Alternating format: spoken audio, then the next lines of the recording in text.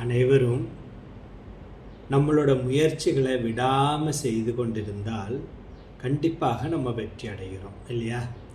அப்போது நாம் கண்டிப்பாக வெற்றி அடைகிறோம் என்று தெரிந்தும் நாம் எதற்காக முயற்சி செய்யாமல் இருக்கிறோம்? இதுதான் இன்றைய தினம் நாம் பார்க்க போகிறது.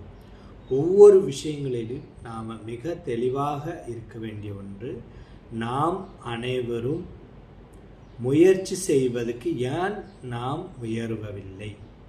நாம் முயற்சி செய்தால் நாம் எல்லாம் வெற்றியே பார்க்கலாம், வெற்றியில் நாம் ஆனந்திக்கலாம், நமக்கு வேண்ட அனைத்தையும் பெற்றுவிடலாம்.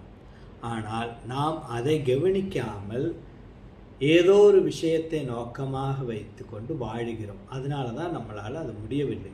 அதனால் அனைவரும் செய்ய வேண்டியது என்னவென்றால், நாம் வாழ்க்கையிலே சும்மா இருந்து நேரத்தை வீணாக்காமல் நம்மளோட லட்சியம் என்னவோ அந்த லட்சியத்தில் சென்று பயனடைய வேண்டும்.